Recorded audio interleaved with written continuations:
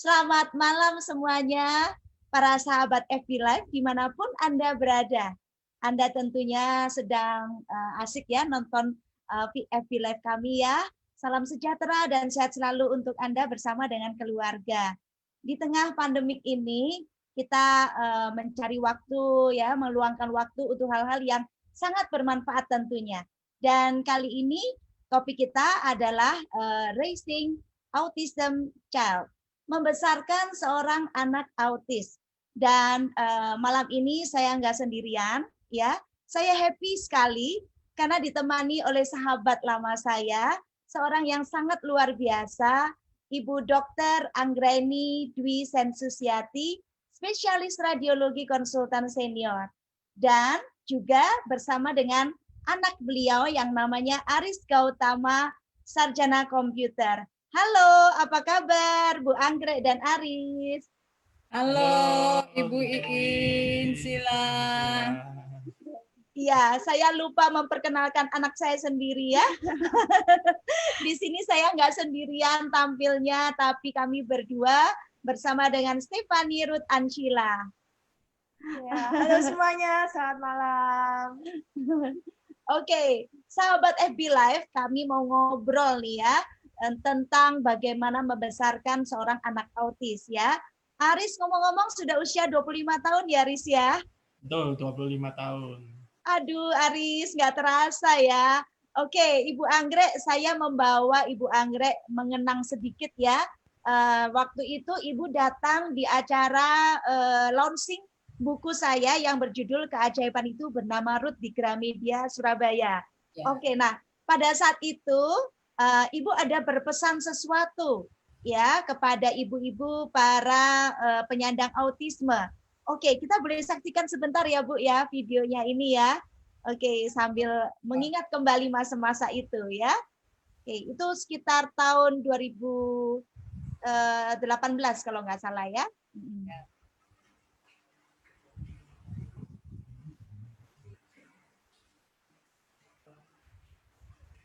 Oke, kita lihat bersama ya. Di layar Anda, di screen Anda, akan kami tayangkan cuplikan video interview Ibu Anggrek ya. Jadi Ibu Anggrek sedang mengajukan satu sharing waktu itu. Kita dengarkan bersama karena ada pesan yang menarik di sini, teman-teman ya.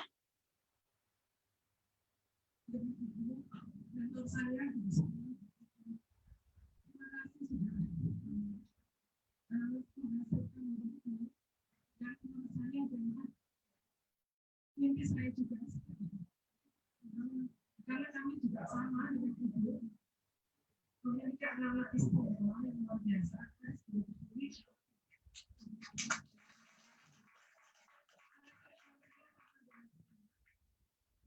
Jadi juga sekarang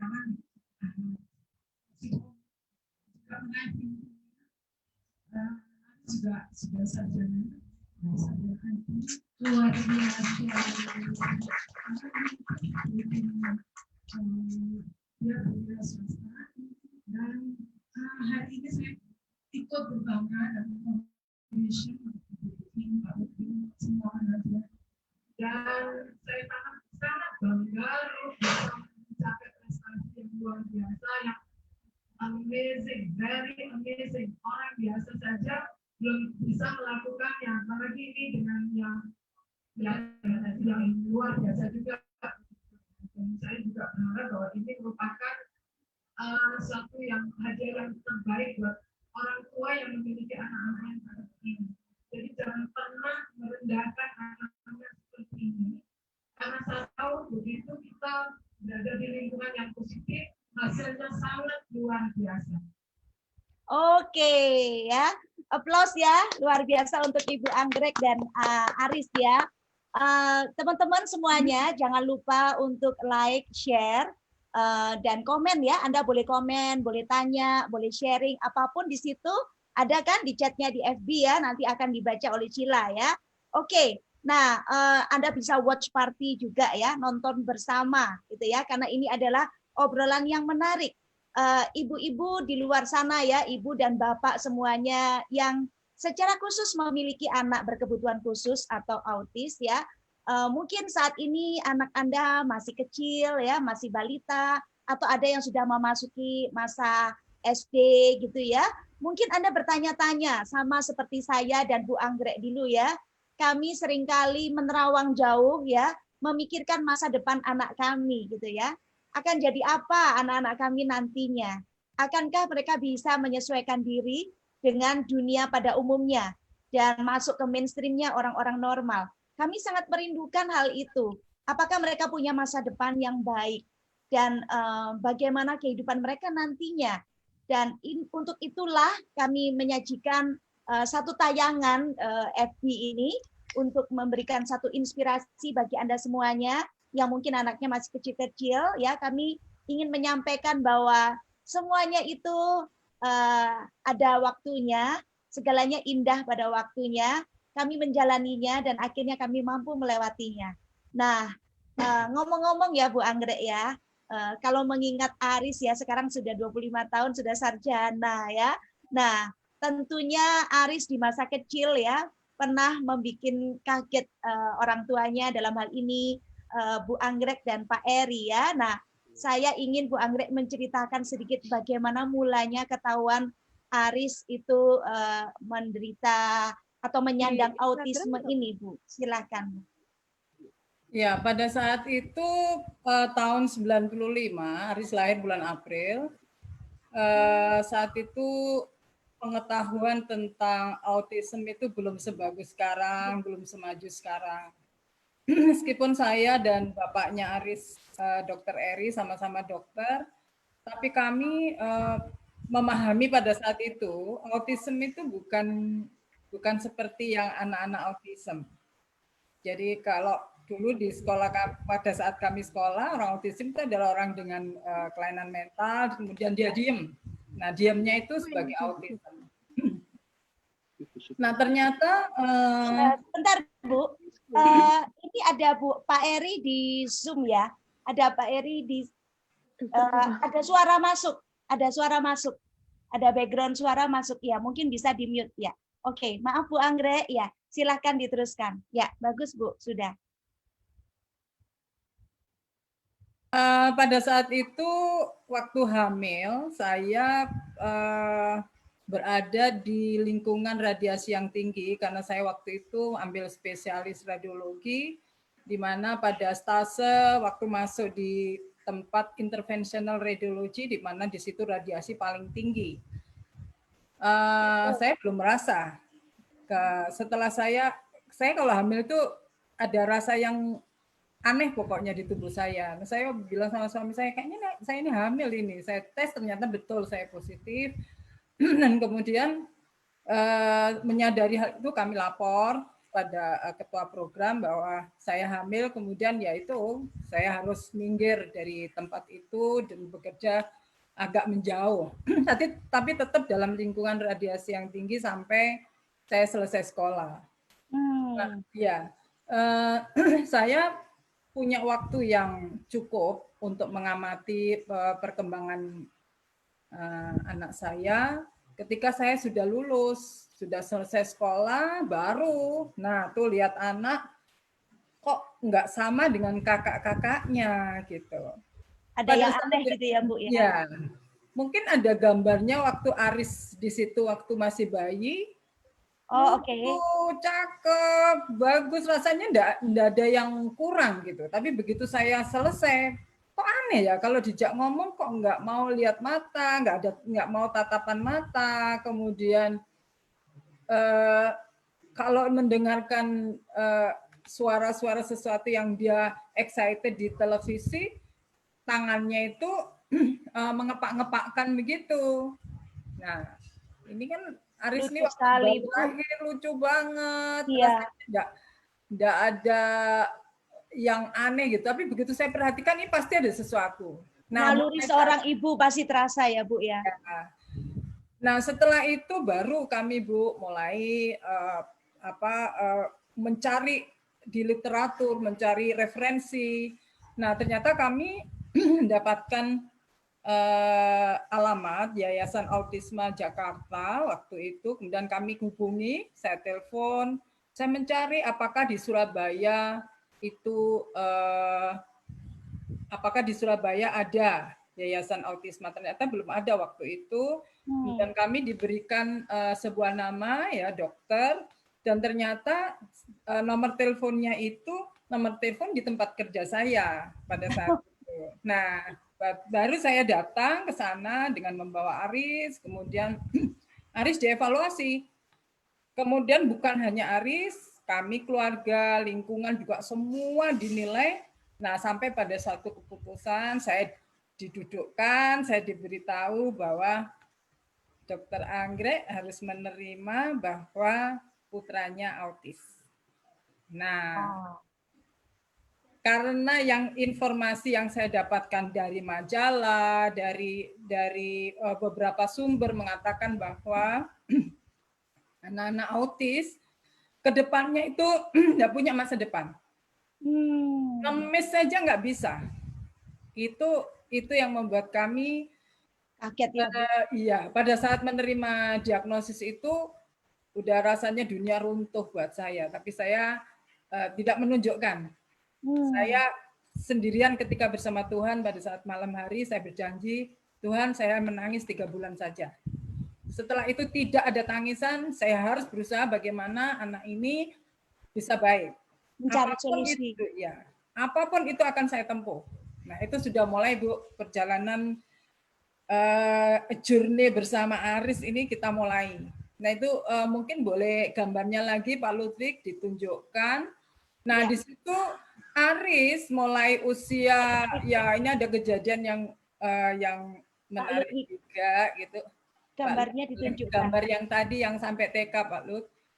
Itu Aris pada saat ada imunisasi pekan imunisasi nasional PIN nasional yang sebelumnya ya. Pak Lut, yang sebelumnya yang masih yang TK, sebelumnya ya PKA yang PKA ini yang di sebelah paling kanan itu saya menganggap bahwa anak saya aduh ganteng cute gitu kan jadi ya pada acara itu saya berharap bahwa pasti dong ada ada prestasi lah ya dibanding saya lihat teman-temannya yang lain enggak selucu sebagus Aris gitu. Tapi ya. Pandangan seorang ibu, meskipun saya dokter, saya seorang ibu gitu. Nah, tapi ketika wawancara dengan jurinya, nah tuh baru ketahuan. Anak ibu ini aneh. Anak ibu itu seperti ini. Itu buat saya sesuatu banget. Nah, itu setelahnya itu baru nanti Aris ini saya sekolahkan di sekolah yang umum dan sekolah yang khusus.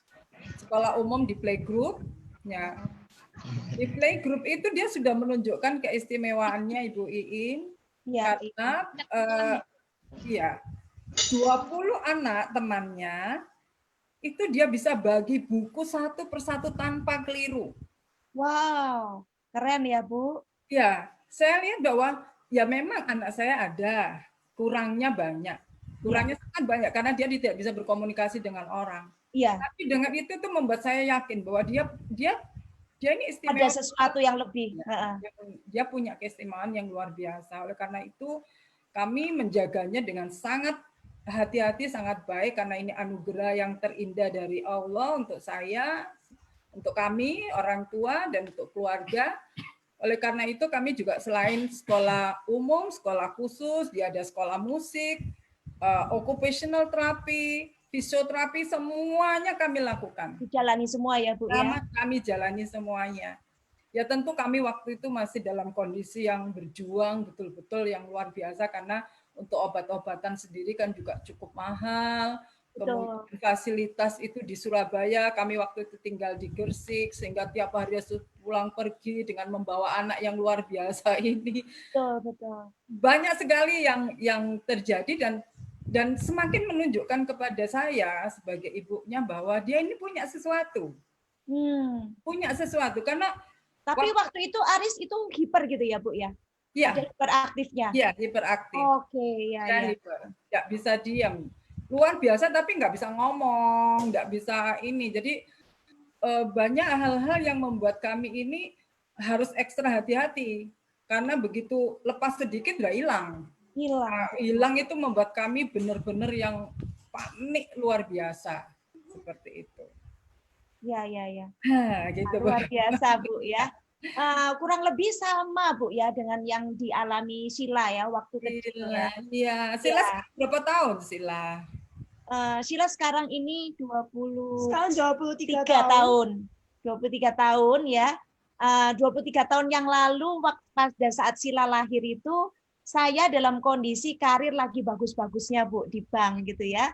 Jadi memang saya banyak fokus ke karir gitu dan kandungan saya waktu itu ada sesuatu gitu Bu. Jadi saya itu sampai harus cuti nggak dibayar gitu. Selama 1 tahun itu di rumah gitu. Dan saya waktu itu ditempatkan di cabang yang di pasar Pabean situ loh Bu. Saya bekerjanya ya. Jadi hampir tiap hari itu kalau pagi bersihin cabang itu ketemu tikus gitu ya. Jadi selalu bersihin bangkai tikus gitu setiap hari ya. Nah kemudian saya juga ngidamnya itu waktu itu ngidamnya kebetulan ngidam Indomie gitu loh. Jadi ya, jadi waktu itu kan nggak berpikir yang macam-macam ya, karena waktu itu kan autis itu belum ada gitu. Jadi ya udah makan Indomie itu hampir tiap hari gitu. Jadi ya memang kalau ibu kan terkena karena radiasi yang tinggi, betul ya. Kalau saya terkena dari bahan pengawet dan bahan pewarnanya, kayak begitu. Jadi pada waktu Sheila lahir itu saya belum sadar tentang autisnya ini gitu. Nah kemudian karena satu challenge, saya terpaksa keluar dari bank itu. Nah, rupanya itu yang saya syukuri sampai hari ini, Bu. Jadi di masa itu kami sepertinya merasakan kayak musibah, tapi sebetulnya hari ini kami merasa bahwa itu adalah titik berkatnya dari Tuhan, gitu ya. Karena kalau saya nggak keluar, saya nggak punya waktu yang full untuk mengawasi Sheila ini, gitu loh. Jadi waktu itu saya karena nganggur gitu, saya nonton TV dan itu diumumkan tentang 6 gejala anak autis gitu. Dan saya tuh kaget gitu loh. Loh, kok ini ada semua di anak saya gitu.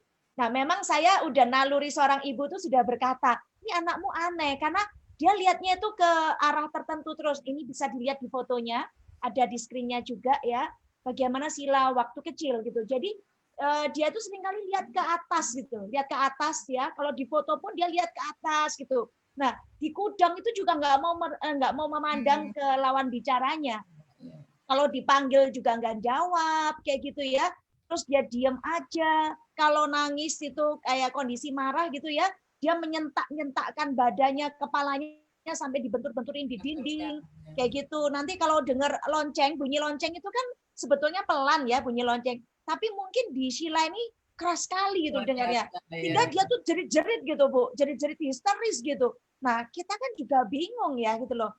Dia tuh karena apa jerit-jeritnya gitu. Nah, terus juga karena dia nggak bisa ngomong kan, nggak bisa berkomunikasi dengan kita gitu. Kalau di mall juga begitu. Wah, tiba-tiba menjatuhkan badannya muter kayak gitu. Jadi kami itu beberapa kali ya dalam tanda kutip ya Bu ya, malu gitu dalam tanda kutip itu karena diliatin orang kan, diliatin banyak orang ini kayak orang tua nggak bisa ngurus anaknya aja gitu kan gitu. Perasaan-perasaan itu ada di tempat-tempat umum itu ya. Sheila itu melakukan tindakan-tindakan yang aneh-aneh begitu ya. Sama ya Bu ya, sama ya. Aris ketawa sekarang ya. Jadi kalau Aris itu hiper, nah Sheila ini lebih ke arah defisien. Jadi dia kalau diem tuh diem aja kayak begitu. Terus tiba-tiba nangis sendiri, nanti ketawa sendiri gitu. Jadi kita juga nggak ngerti apa maksudnya kayak gitu. Nah, kami juga langsung mencari pertolongan. Waktu itu kami datang dari dokter satu ke dokter yang lainnya ya. Kami cari peneguhan tentang diagnosa autis ini. Karena dalam hati itu masih nolak gitu ya Bu ya. Ibu kan pasti ngalamin juga ya Bu Anggrek ya. Walaupun ibu seorang dokter, tapi bagaimanapun kan jiwa seorang ibu itu asli luar benar ya. Nah, itu kami menolak ya, terus kami cari-cari dokter sampai akhirnya ketemu dengan Dokter Kresno Mulyadi. Nah, disitulah kami mendapatkan penjelasan yang benar tentang autism itu. Bu Anggrek betul sekali, karena pada masa itu autism itu sangat jarang, sangat langka. Jadi gitu kami mendengar itu langsung shock gitu ya, karena kami membayangkan itu yang yang banyak. Benar, iya kayak gitu. Jadi autisnya itu benar-benar autis yang seperti orang-orang psikosis itu gitu. Gitu. Nah, terus setelah saya mendengarkan penjelasan yang benar dari dokter, saya lebih tenang, Bu. Saya lebih tenang dan saya waktu itu berjanji pada diri sendiri bahwa saya nggak boleh panik, nggak boleh cemas, ya, dan saya segera harus menenangkan diri dan mengambil tindakan solusi. Waktu itu kami memutuskan langsung menerapi sila di usia 1,5 tahun, Bu. Aris usia berapa, Bu, terapinya? Mulai ketahuan itu 18 bulan, kemudian dalam prosesnya beberapa bulan karena ketemu satu dokter, kemudian yang lain itu dia hampir 2 tahun lebih sedikit gitu lah, 2,5 tahun itu dimulai. Tentu dengan obat-obatan yang membuat dia harus diam, karena kan dia kalau hiper ya soalnya dokter ya penjelasan dokter kalau anakmu nggak diam bagaimana kami harus mengajari kan gitu. Betul. Nah itu yang kadang-kadang ya karena saya tahu bahwa obat-obatan itu kan obat-obatan untuk psikotropik dan sebagainya itu tentu dalam bayangan seorang ibu, aduh kalau anak diberi ini bagaimana nanti ke depannya seperti apa itu. Jadi karena mulai ada informasi dari literatur bahwa untuk autism itu makanan berpengaruh, kemudian bagaimana cara menerapinya. Kami mulai Bu dengan selain tadi di sekolah umum, di sekolah khusus, kemudian dia juga terapi dengan obat-obatan dan vitamin khusus untuk otaknya, kemudian kami menggunakan metode Lovas pada saat itu untuk bisa berkomunikasi dengan Aris, mengajari Aris berkomunikasi dengan lingkungannya. Kemudian kami juga ada terapi yang lain ya, terapi fisioterapi, terapi bicara. Hanya saja pada saat itu partner dari dokter yang menghandle Aris ini dengan terapis dari anak tunarungu. Nah, setelah beberapa saat, beberapa bulan saya perhatikan kayaknya nggak cocok kalau untuk anak-anak seperti Aris ini, makanya saya izin sama dokter untuk berganti ke rehab medik. Ya, di rehab medik. Nah, di rehab medik itu kami bertemu dengan ya pada saat itu luar biasa Bu, challenge-nya bagaimana seorang anak autis yang harus diterapi. Itu tidak mudah menjadi seorang ibu, ya orang tua yang menghadapi anak-anak pada saat di-train itu seperti apa. Betul banget. Di satu sisi kita harus memberikan satu ketegasan ya Bu ya, supaya nggak berlanjut yang autisnya ini. Tapi di sisi lain kami ada rasa kasihan kan, anak sendiri soalnya. Ya betul. Apalagi kalau teriak-teriak tolong-tolong itu aduh sudah rasanya pengen masuk ke ruangan saja gitu ya. Tapi saya melihat ada improvement. Aris sudah mulai mau lihat orang, kata-kata sudah mulai keluar. Nah itu buat saya itu luar biasa. Kalau orang lain mungkin anak kecil ngomong mama itu sudah biasa gitu ya. Buat kita ini, waduh itu karunia ilah yang luar biasa, yang benar-benar paham. Betul Bu. Banget. Nah tantangan itu bukan hanya di lingkungan ini ya Bu, kalau di medis ya seperti itu. Dalam sehari-hari Aris juga menghadapi bullying. Ini yang buat kami ya karena kan merasakan sendiri. Jadi kalau lingkungan itu tidak bisa menerima perbedaan. Tidak bisa menerima, betul. Tidak bisa menerima perbedaan. Kemudian bukan hanya di antara teman-temannya Bu, orang tuanya pun juga menurut saya inilah kita ya, ini kan sarana belajar ya Bu ya. Betul. Kali ini kita kan untuk sharing, untuk sarana belajar. Jadi kalau misalnya kita berhadapan dengan anak-anak yang berkebutuhan khusus ya, itu ya setidaknya kita memberi kesempatan, ya kita ada empati. Karena bagaimanapun juga kalau anak-anak ini disekolahkan eksklusif, bukan lebih baik. Iya. Makanya saya bersyukur sekali pada saat itu kepala sekolahnya bisa menerima Aris sekolah inklusi. Nah, pada saat sekolah inklusi ini yang luar biasa besar tantangannya. Kenapa? Karena anak istimewa ditempatkan di tempat anak-anak yang biasa, sehingga kadang-kadang kami ya harus menelan hal-hal yang kurang nyaman. Contoh misalnya, Bu, boleh Pak Ludwig ditampilkan gambarnya yang Aris pakai baju pada saat Hari Kartini seperti itu. Ya. Itu celetukan orang tua itu mungkin mereka hal biasa ya, Bu. Nah, itu yang sebelah kanan itu kan manis sekali, Aris bagus sekali gitu. Itu celetukannya begini, Bu. Itu anak aneh kok kok boleh naik panggung. Ya, kalau buat orang biasa mungkin ini ya, Bu, bagi kami ini sudah kayak langsung jelek gitu. Iya. Itu udah di bawah panggung kita udah nangis-nangis itu. Begitu Aris keluar, tampil dengan percaya diri, teman-temannya pada nangis. Itu rasanya kemenangan yang luar biasa. Nah, hal semacam itu banyak, Bu. Dan ini Ibu bisa lihat fotonya Aris lagi pramuka ya, Bu ya. Ya, itu salah satu itu pramuka itu yang di sebelah kiri ya. Ya, itu salah satu sarana yang bagus sekali untuk Aris bisa bersosialisasi. Ya, apalagi di situ ada kakak-kakaknya yang benar-benar sangat membantu Aris sehingga dia bisa bertumbuh. Nah, yang lucu lagi, Bu, dia lagi pramuka nih. Semua hadap kanan, dia enggak mau. Hadap kiri sedikit nyelonong kemana. Nah, itu kan itu memang luar biasa, anak luar biasa kan, Bu. Iya. Ya, ini di SD ini saya bersyukur, Bu, ini Aris yang paling gede, Bu. Dandanan Pak Bupati itu katanya papanya dandanan Pak Bupati itu ini menunjukkan bahwa Aris sudah bisa bersosialisasi.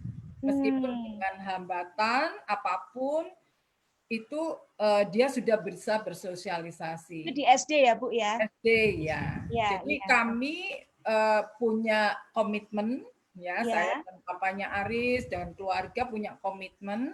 Begitu Aris masuk SD, kami tidak lagi sentuh apapun dengan baik itu obat, baik itu dengan semua terapi kami sudah stop, dia harus jadi anak normal. Nah, ya di situ mulai drama-drama itu terjadi. Iya, betul. Ya, tapi sesungguhnya ya, Bu, ini sesuatu hal yang tidak mudah ya kalau orang mengalaminya langsung ya. Bagaimana kami melihat secara kondisi nyata anak kami itu ada dalam tanda kutip kelainan, ya, ada sesuatu yang lain dibandingkan dengan anak pada umumnya. Tetapi di sisi lain secara mental, secara mindset, kita mesti percaya dan membayangkan anak kita normal, membayangkan anak kita itu oke-oke aja, gitu kan? Sehingga Bu Anggrek mengambil keputusan untuk menyekolahkan Aris pun di sekolah umum. Nah, ini sesuatu yang tidak mudah ya. Saya tahu banyak orang tua yang saat ini selalu mempertanyakan apakah anak-anak ini harus sekolah di sekolah khusus ataukah di sekolah di luar biasa. Nah, saya masih ingat juga waktu itu pengalaman Sheila ya. Sheila itu waktu itu masih dalam kondisi dia terapi, sudah mulai bisa mengeluarkan kata-kata tapi masih terbatas gitu ya. Oke, nah itu kami mencari sekolah waktu itu buat Sheila, TK. Dan tidak ada satupun sekolah yang mau terima, Bu Anggrek. Nggak ada yang mau menerima, dan intinya itu ada suara-suara yang tidak nyaman, yang terdengar di anak saya yang pertama, Nadia, dan saya juga. Jadi dikatakan begini, itu anaknya ada sesuatu yang aneh, kami nggak bisa terima, maaf ya. Masukkan aja di sekolah luar biasa, di sekolah anak cacat. Seperti itu loh, Bu. Nah, iya. Iya, sama, jadi Bu, kami juga seperti sama ya. Itu. Sama, Bu, sama. Nah, itu yang membuat papanya emosional sekali dan ya hampir-hampir mukul petugas yang menerapi Aris karena bisa memahami, Bu. Iya. Waktu itu itu sakit banget sebetulnya. Betul, sakit banget. Iya. Saya waktu itu tuh menangis dalam hati, Bu. Cuman kan saya berdua sama Nadia, karena papanya kan juga sakit, papanya Iya. Sila. Jadi kami cuma berdua sama Nadia. Saya menangis dalam hati, loh, kok anak saya dibilang cacat ya, gitu. Tetapi saya di depannya Nadia, saya berusaha tegar. Nadianya yang marah-marah. Loh, adik itu nggak cacat loh. Kenapa kok dibilang anak cacat sih, kayak gitu loh. Ya. Terus Pak Nadia itu marah-marah, ngomel-ngomel kayak gitu ya. Nah, kami cari dari satu sekolah ke sekolah lain. Itu satu hari itu ada 3-4 sekolah kami pergi, nggak ada yang mau terima. Nah, terakhir kami pergi ke sekolah TK Bunga Bangsa, dan kami coba bicara dengan kepala sekolahnya. Saya sampai istilahnya itu kayak ngemis, Bu. Saya sebetulnya kayak minta betul-betul Sila ini hanya sit in aja, duduk aja, nggak usah bayar. Sit in aja tapi bayar gitu. Bayar sekolah tapi nggak usah dianggap gitu loh maksudnya. Pokoknya boleh duduk aja di dalam kelas. Akhirnya dikasih, Bu, gitu. Dan ya Sila masih dapat masa percobaan waktu masuk ke SD, masa percobaan setengah tahun. Itu yang buat kami juga gemeter ya, maksudnya berjuang bagaimana suruh ngapalin puisi, Bu. Ngapalin satu kata aja dia habis seminggu 2 minggu. Betul, ini suruh ngapalin puisi 4 baris itu saya ingat. Ya ampun, ini gimana nih membuat dia supaya ingat kayak gitu ya. Oke. Anyway, Aris ada ingat nggak bullying dari teman kamu? Kalau bullying itu Yang kamu ingat apa, sayang? ya pertama itu ngolok-olokan, terus ajak berantem ya. Ini paling banyak olok-olokan. Kalau ngajak berantem pernah. Tapi kamu nggak apa-apa diolokin begitu? Ya gimana ya, dulu itu nggak bisa ngontrol. Terus ya pengen nonjok aja. Nonjok aja ya. Sampai properti sekolah pun ya jadi objek sasarannya ini. Oh ya. Oke, bisa ngerti. Ya, emosi Aris memang pada saat itu sampai di SMP itu luar biasa, Bu. Agak kurang terkontrol kadang-kadang. Ya, belum terkontrol, betul. Ya. Setelah SMA itu sudah mulai membaik. Kemudian pada saat di perguruan tinggi itu saya lihat sudah tumbuh baik, benar-benar ya. Saat ini Aris sudah bekerja dan ya saya bersyukur sekali, mungkin gambarnya bisa dilihat di situ Aris ya, gambarnya lagi. Ya, teman-temannya di lingkungan kerja. Jadi Aris saya punya ini. Jadi Aris yang paling kiri itu waktu SMP kami kirim dia ke luar negeri waktu summer course.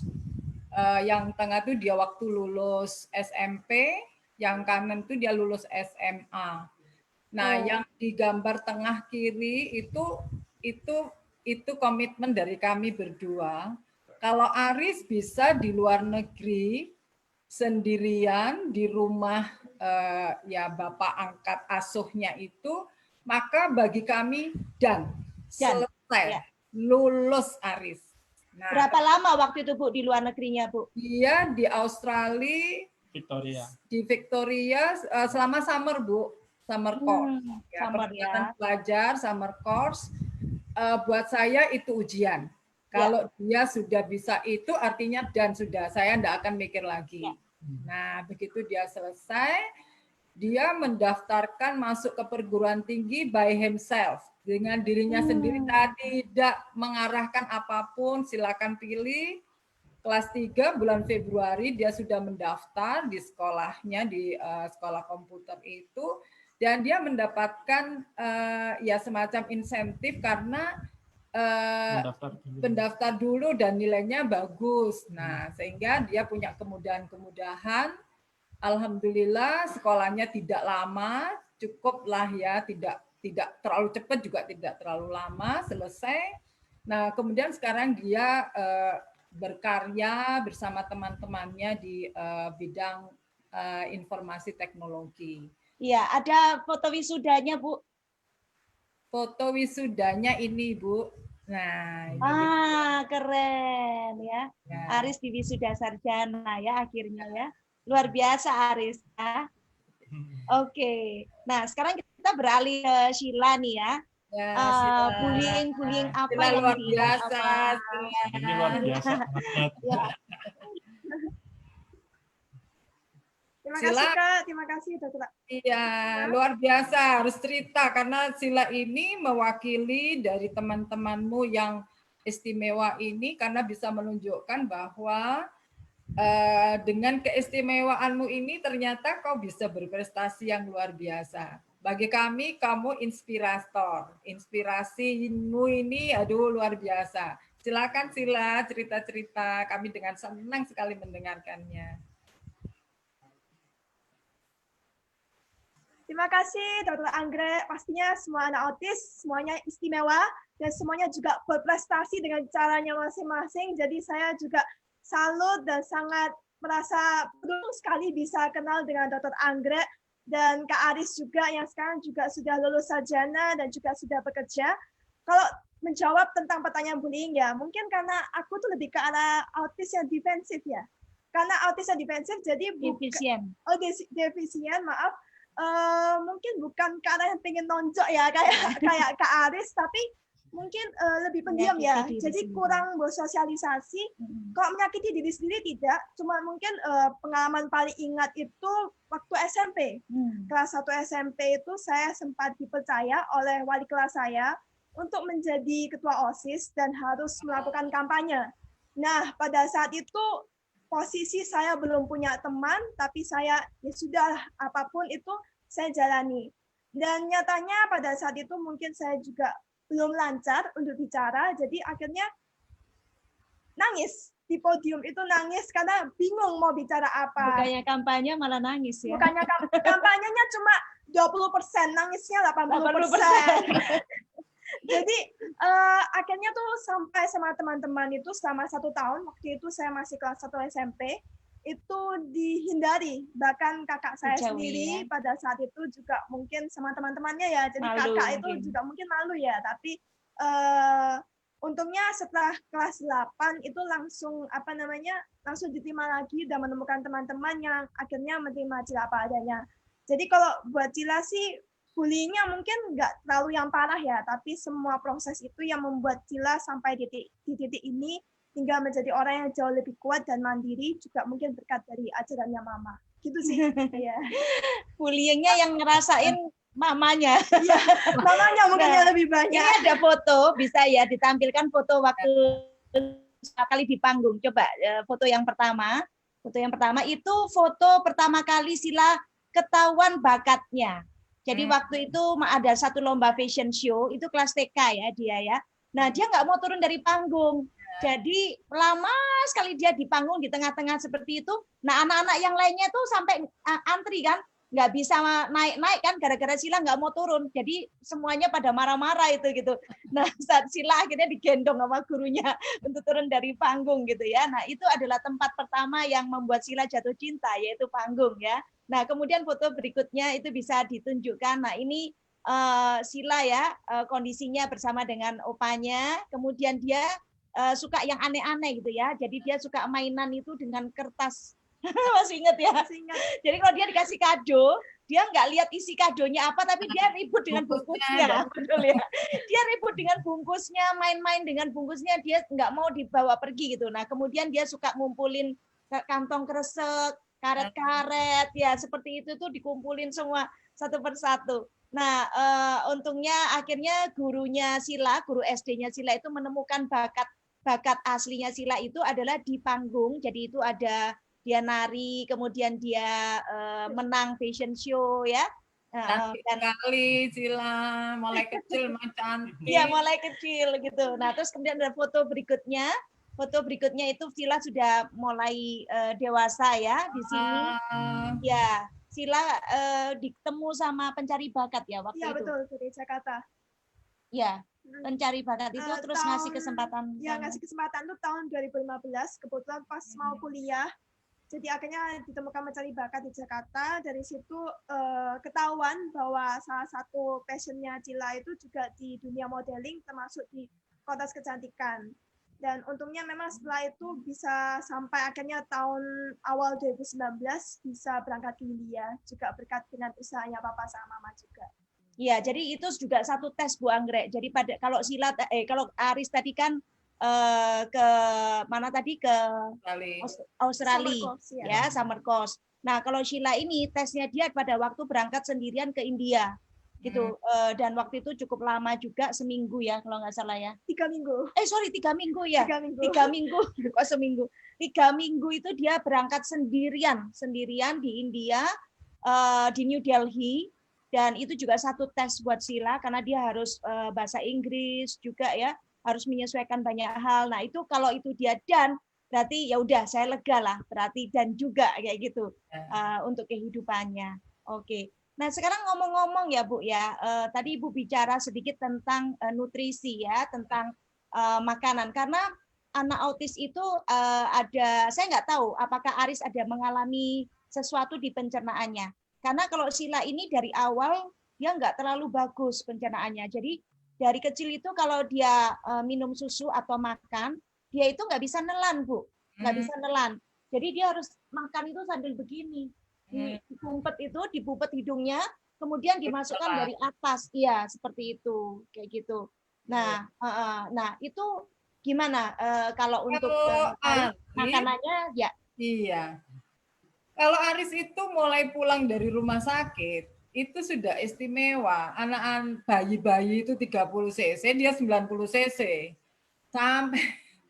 Sampai kami ini, saya asinya sampai kewalahan, sampai seperti itu. Dan Aris ini di antara 3 bersaudara ini dia paling kecil lahirnya, 2,9. Kakak-kakaknya 3,1, 3,2, dia 2,9. Tapi setelah keluar, itu pertumbuhannya luar biasa. Sampai saya tidak tahu anak normal itu seperti apa, karena dia besar sekali.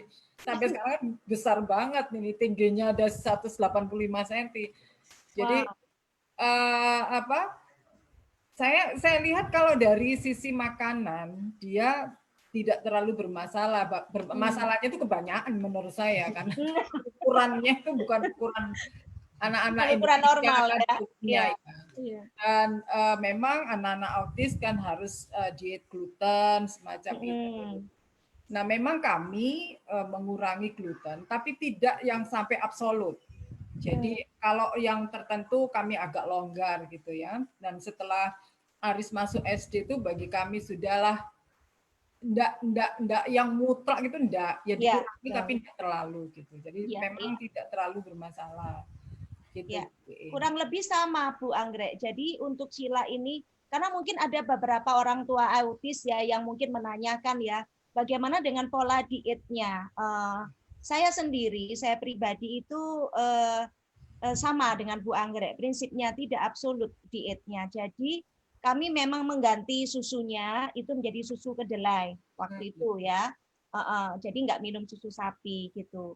Nah, kemudian kami juga mengurangi dari kecil itu Sheila udah tahu bahwa dia tidak boleh coklat. Terus nggak boleh keju kayak gitu ya. Jadi makanan yang tepung-tepungan kayak gitu. Tapi bukan menjadi sesuatu yang terus kayak dikontrol kayak gitu ya, kayak terikat banget itu enggak kayak gitu. Nah, kami hanya lebih membuat supaya dia ini merasa nyaman gitu, bisa makan gitu ya, karena bisa masuk aja kami udah seneng.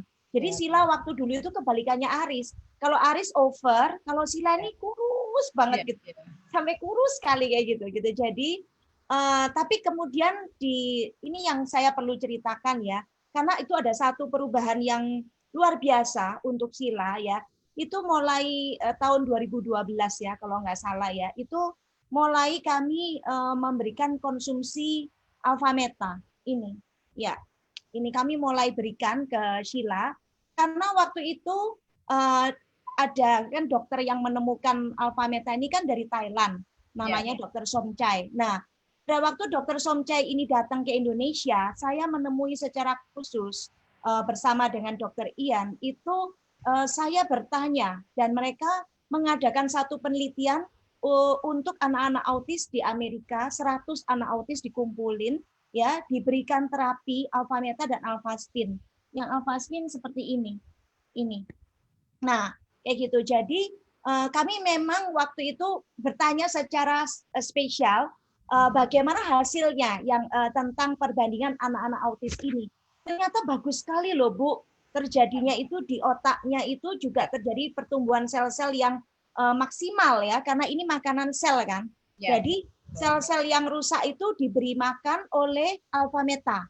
Dan kemudian kalau Ibu tadi mengatakan radiasi, itu betul banget Bu, gitu. Jadi radiasi kan sampai sekarang kan juga Ibu dokter kan juga pasti masih bekerja di ruangan yang penuh dengan radiasi. Nah, itu kan mesti diprotek sel-sel kita, betul ya. Kalau enggak terjadi lagi, mohon maaf, aris-aris yang lainnya kan, seperti itu, gitu loh. Nah, itu kami memakai alfaspin ini itu untuk memprotek tubuh kita supaya frekuensinya itu menjadi frekuensi yang normal, yang balance seperti itu.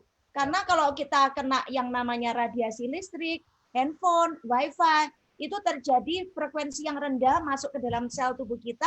Nah, sel-sel ini berubah DNA-nya. Itu menurut kata dokter pada saat itu. Jadi saya waktu itu langsung langsung mengambil untuk Sheila. Jadi ada fotonya ini bisa ditunjukkan di sini. Ini saya letakkan seperti ini Bu Anggrek. Jadi kalau alfaspin itu masuk ke Indonesia tahun 2014. Alfa-meta duluan kami minumkan. Nah, ini di kamarnya Sheila. Di kamarnya Sheila itu di bawahnya kami taruh kuantum alfaspin. Kuantum alfaspin itu ada 4 biji, alfaspin ditaruh di ujung-ujung seperti itu. Nah, kemudian kami juga taruh setiap malam di bawah bantalnya dan juga ditaruh ini torch ya. Jadi seperti ini. Nah, itu di foto itu bisa ditunjukkan. Itu torch ini selalu nyala sepanjang malam itu dia tidur, kemudian di belakangnya kita kasih torch dan kemudian ditutupin dengan selimut, kurang lebih seperti itu. Nah, kemudian air minumnya Sheila itu juga kami rubah karena fungsi dari alfaspin ini selain untuk memperbaiki frekuensi, dia juga merestruktur cairan. Jadi air di rumah kami itu kami jadikan living water dengan cara galon air itu kita kasih torch seperti itu Bu. Nah, itu ada perubahan yang sangat besar ya. Mungkin Sheila bisa cerita sendiri perubahannya apa yang kamu rasakan setelah pakai alfaspin ini. Oh, kalau pakai alfaspin sih memang waktu kondisi udah cukup normal ya, maksudnya Mama juga sudah dengan terapinya sendiri juga udah mulai pulih, tapi memang dari dulu Sheila itu punya masalah di bagian konsentrasi, memori, konsentrasi dan memori. Nah, terutama matematika, tapi kan bukan matematika, logika ya. Jadi kalau misalnya dalam memori, misalnya dalam menghafal sesuatu atau menghafal pelajaran yang mungkin agak berat ya, kayak sejarah atau geografi, itu kan susah ya. Nah, setelah pakai alfaspin ini memang langsung lebih tenang kalau tidur, jadi nggak insomnia juga. Terus dalam mengingat juga jauh lebih mudah, jadi jauh lebih fokus sih. Jadi mungkin kalau dari segi memori kan kita secara bertahap kan kita latihan ya, tapi dengan adanya alfaspin ini membantu Sheila ini untuk lebih fokus ketika belajar di dalam kamar. Terus selain itu kan pernah waktu itu jatuh misalnya bukan jatuh kakinya biru. Itu Mama aja nggak tahu waktu itu, jadi aku ambil air hangat. Biasanya kan kalau kita mengobati kaki yang agak membengkak, yang biru itu kan biasanya pakai air hangat sama garam. Nah, ini aku ganti dengan air hangat dan alfaspin. Dan itu langsung membengkaknya itu lebih cepat kempes. Jadi besoknya itu langsung kempes. Nah, gitu sih kalau dari sudut pandangku. Jadi Sheila ini Bu, sejak kami memakaikan alfa-meta, diminum ya alfa-meta, sampai hari ini pun dia masih minum alfa-meta, kemudian juga pakai alfaspin, itu tanpa sepengetahuan saya, dia itu alfaspin minded gitu loh. Jadi ada apa-apa itu dia langsung cari alfaspin. Ada sesuatu langsung cari alfaspin. Nah, itu yang saya lihat ada perbaikan yang luar biasa di dalam cara berpikir, komunikasi dan lain sebagainya. Itu dia jadi lebih tenang ya, emosinya itu bisa turun ya, enggak berlebihan lagi. seperti itu karena si Rani kan bekerja beberapa kali kan, itu sampai pernah dikeluarin sama bosnya gara-gara dia marah sama pelanggan gitu. Nah, itu sebelum pakai Alphasmin, tapi setelah pakai Alphasmin itu dia lebih bisa mengatur emosinya gitu ya. Kemudian juga lebih konsentrasi yang seperti dikatakan Sheila sendiri tadi gitu. Jadi menurut saya memang ada kecocokan dari Sheila dengan peralatan ini. Kalau dari Ari sendiri gimana Bu? Ya kan sudah besar ya pada saat ketemu dengan Alpha Meta, Alphasmin ini dalam kondisi sudah besar gitu. Nah, bukan anak kecil lagi gitu. Apakah masih ada gunanya Bu? Ya. Oh sangat Bu. Kenapa? Karena kan Aris bekerjanya IT pun dengan alat-alat yang penuh radiasi frekuensi. Komputer ya soalnya ya. Ya, jadi setiap hari dia selalu membawa itu untuk proteksi dirinya. Kemanapun dia pergi selalu membawa. Kemudian untuk Alpha Meta kami setiap hari mengkonsumsi Alpha Meta untuk apa? Nah ini imunitas. Ya, jadi saya lihat Aris ini sejak mengkonsumsi Alpha Meta dia nggak pernah sakit. Aris nggak pernah sakit ya. Nggak pernah sakit dia ini. Ya. Ya, malah badannya lebih bagus ya Bu sekarang ya. Ya. Betul, Bu. Ya. Anak-anak autis ini kan memang luar biasa ya Bu ya. Jadi keistimewaannya banyak. Nah, untuk teman-teman yang masih berjuang karena sindroma autism itu ada waktu paling bagus untuk terapi. Jadi ada goal periodnya itu 5 tahun pertama. Nah, untuk yang masih berjuang di sana, ya mohon buka hati, buka pikiran dengan segala informasi. Kenapa? Karena bisa saja masih terekspos dengan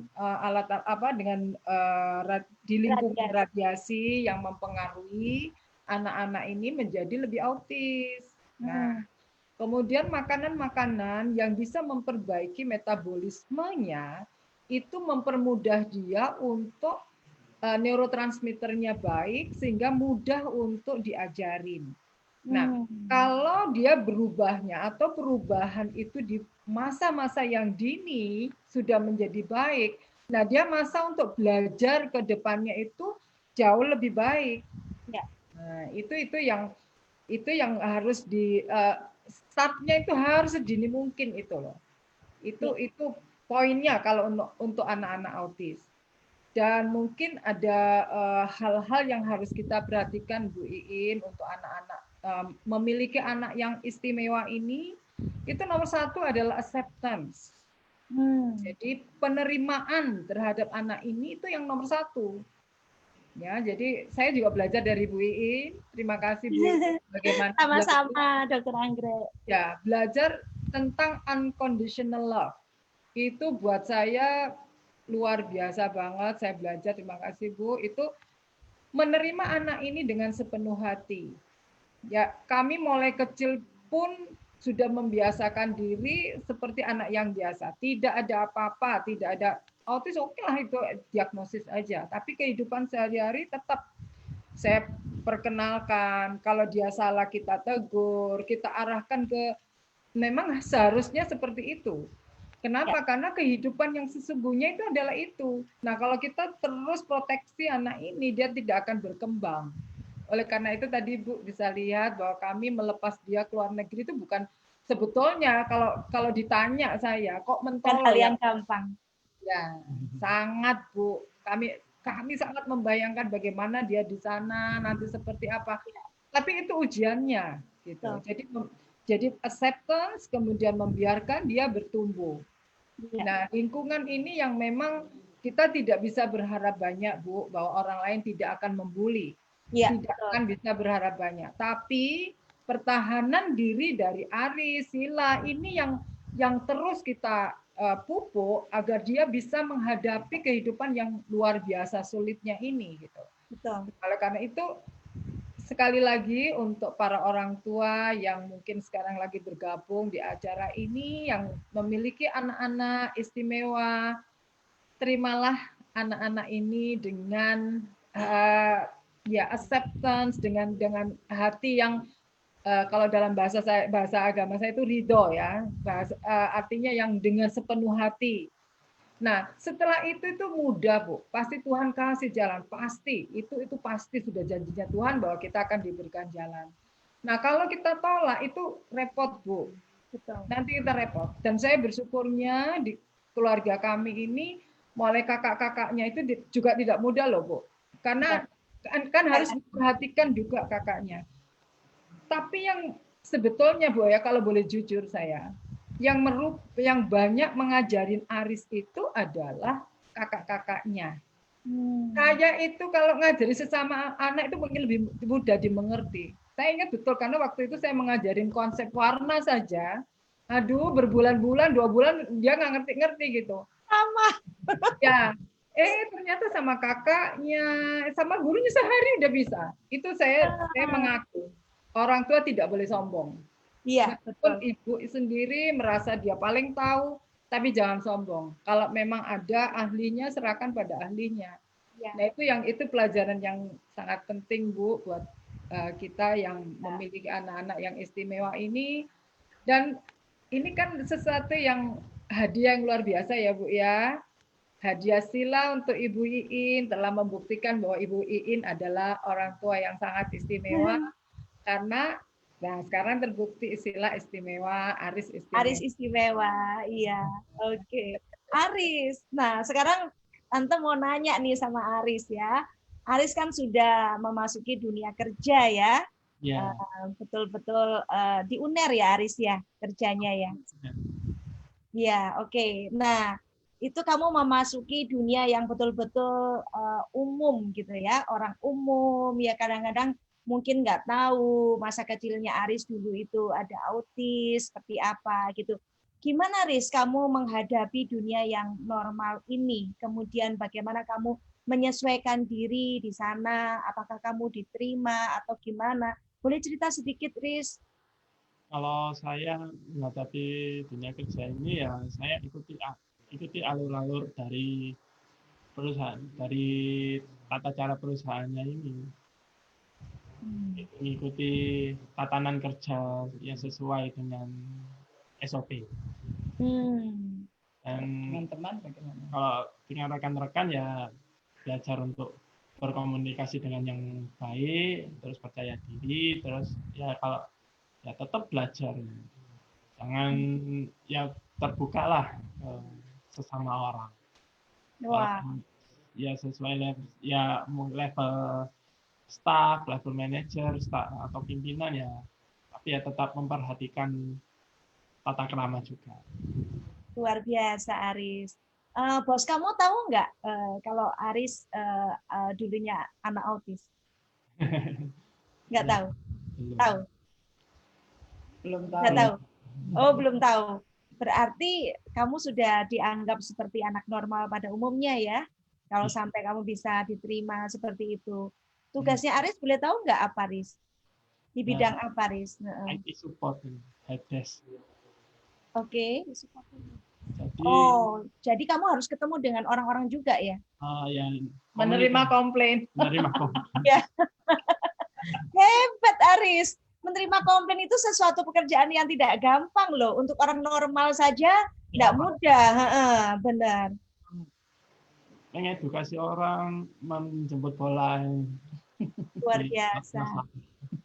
Iya, keren Aris. Sukses ya Aris ya di tempat kerja kamu. Amin, kamu bisa naik pangkat juga ya dan bisa terus melaju ya karirnya ya. Oke, kalau Sila sendiri boleh cerita nih tentang di karir kamu bagaimana sekarang kan karena sudah sama-sama kerja juga, Sila juga udah kerja gitu. Gimana? Ceritain dong kamu. Pekerjaan saya sih sebenarnya ya 11-12 ya sama Kak Aris. Jadi juga menerima komplain, tapi kan kalau Kak Aris kan lebih ke arah apa ya? IT. Langsung.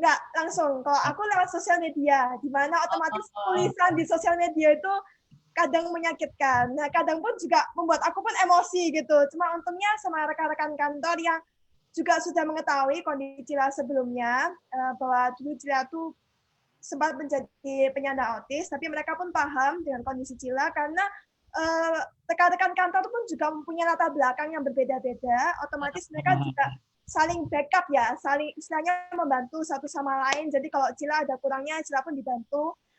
Sekarang sih Cila selain admin juga di sosial media, tapi juga content creator, content writer juga. Jadi untungnya walaupun atasan saya tahu kekurangan saya ya, tapi atasan saya itu memberikan banyak kepercayaan kepada saya karena dari dulu papa sama mama itu mengajarkan saya untuk tanggung jawab itu nomor 1. Jadi ketika aku belajar bertanggung jawab dan aku menjalaninya, itu akhirnya semakin banyak yang dipercayakan kepada Cila. Kayak gitu sih. Luar biasa, Sila. Oke, ya ini adalah satu perjalanan ya Bu Anggrek ya, yang kami boleh bersharing di sini. Kami bukan bertujuan pamer, tidak, tapi semata-mata kami mau mempersembahkan ini. Yang pertama untuk Tuhan kita semuanya, karena semua itu adalah karena anugerah-Nya.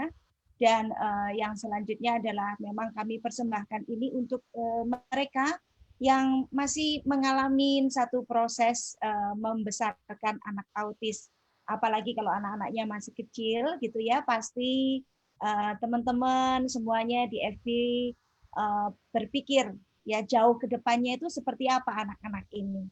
Nah, kami yang sudah melewati nih ya, sudah melewati ini, kami bisa memberikan sebagai satu bukti kebesaran Tuhan bahwa anak-anak ini pasti dijaga. Anak-anak ini pasti dilindungi sama Tuhan, seperti kata Bu Anggrek tadi ya.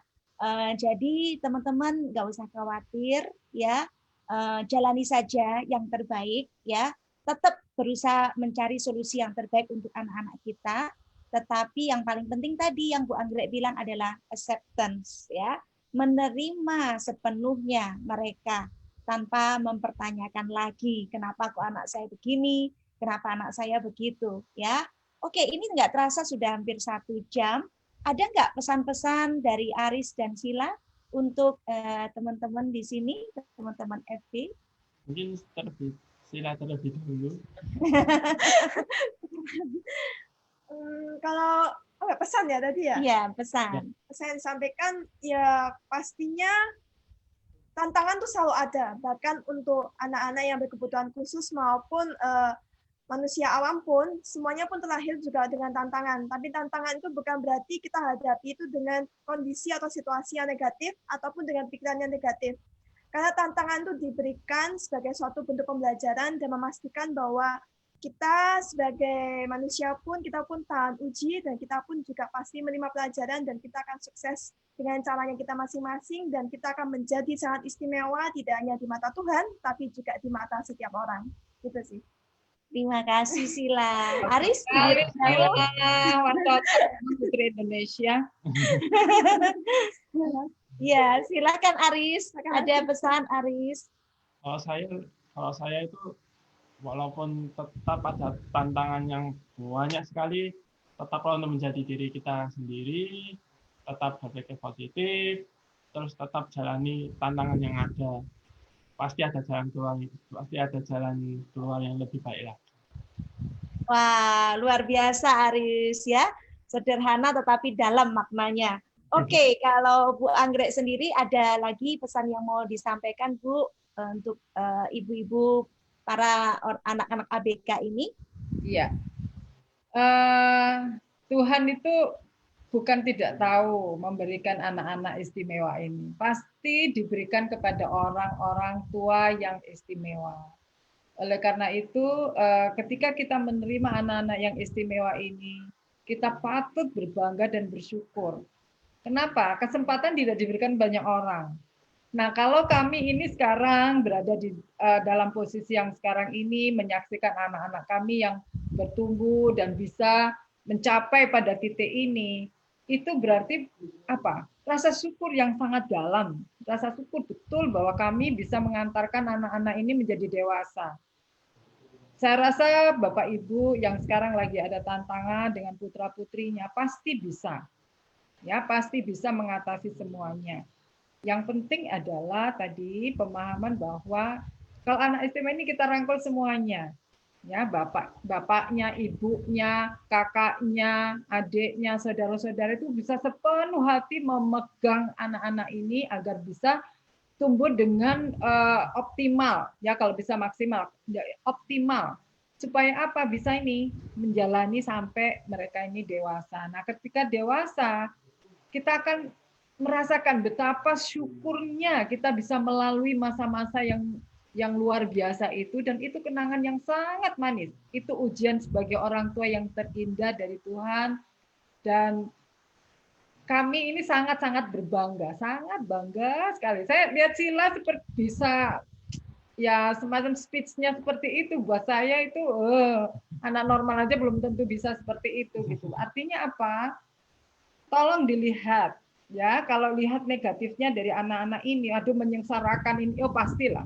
Tapi bukan itu yang dilihat, positifnya. Potensi. Nah, potensi, Aris bisa lihat potensi. Ya, kami memberikan nama Aris itu ternyata Tuhan tahu. Itu artinya sabar sekali dalam bahasa Jawa. Sabar, yang paling topnya sabar itu namanya Aris. Ternyata iya, ini ujian buat kami supaya menjadi orang tua yang sabar.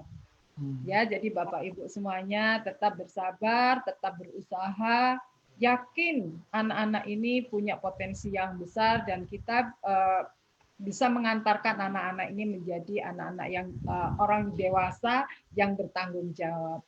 Saya rasa itu Ibu Iin. Oke, terima kasih banyak Bu Anggrek. Satu pesan yang sangat bijaksana ya. Oke, teman-teman FB semuanya, kami sampai di penghujung acara. Sudah 1 jam kami melewati waktu bersama. Tentunya kalau mengingat Aris dan Sila pada waktu dilahirkan dari perut kami tidak tahu apa yang harus kami lakukan. Tapi kami hanya menjalaninya, kadang dengan tangis, kadang dengan tawa, tapi kami terus menjalaninya dengan satu kepercayaan bahwa Tuhan itu selalu memberikan yang terbaik pada waktunya. Dan tentunya sekarang ini melihat mereka beranjak dewasa, kami happy sekali ya. Semua air mata yang sudah pernah terjatuhkan di masa kecil mereka, Tuhan sendiri yang hapuskan air mata itu, ya. Dan terima kasih kami juga untuk papanya Aris, Dr. Eri, ya, juga papanya Sila, Pak Ludwig. Ya, kami tidak bisa membawa semua satu keluarga untuk tampil di FB Live seperti ini, tapi tidak mengurangi rasa terima kasih kami. Oke, teman-teman FB semuanya, silakan Anda simak baik-baik dan jalani hidup ini dengan terus bersyukur, dengan terus percaya bahwa segala sesuatu pasti ada solusinya. Jangan khawatir, percaya saja anak Anda akan menjadi luar biasa. Kalau Anda pikirkan luar biasa. Dari sekarang, pikirkanlah sesuatu yang luar biasa untuk anak Anda, maka dia akan menjadi seorang anak yang luar biasa. Thank you, dan semoga acara ini bisa bermanfaat, dan kita ketemu lagi di acara-acara berikutnya. Sampai jumpa, dan salam sehat selalu dari saya, Iin. Bye. Dadah. Sampai ketemu. Sampai ketemu. Terima kasih. Terima kasih.